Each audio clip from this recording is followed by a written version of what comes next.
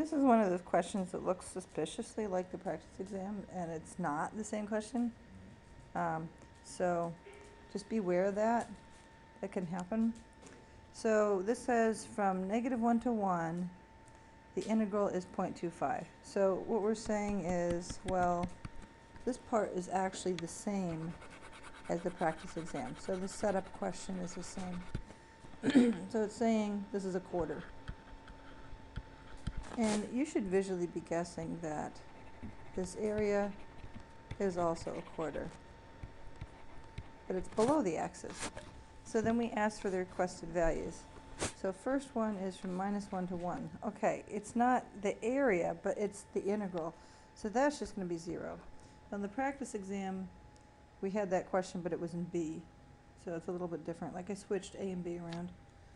Okay, the integral from 0 to 1 is -0.25. Then the area bounded by the y-axis and f of x. Well, in that case, it's just going to be 0.5. And then this one was, part D is different from the practice exam. This was from -1 to 1.4, somewhere over here. And the reason I did that actually is to make the question easier. So since these guys cancel each other out, they're gone. And I figured it was easier to just estimate this little piece than to try to estimate how big the little triangle is and how big the little ditch is and try to subtract them. So even though the question was different from the practice exam, and people I think messed it up because they expected the question to be the same as the practice exam, and instead it was easier, so they messed it up. I don't know, that doesn't make sense to me. But, you know, that's life. So the width of that is 0.4. And then you have to kind of estimate. So I have a ruler, you don't, haha. Just kidding. So there we go. So it's at about 0.8, I guess.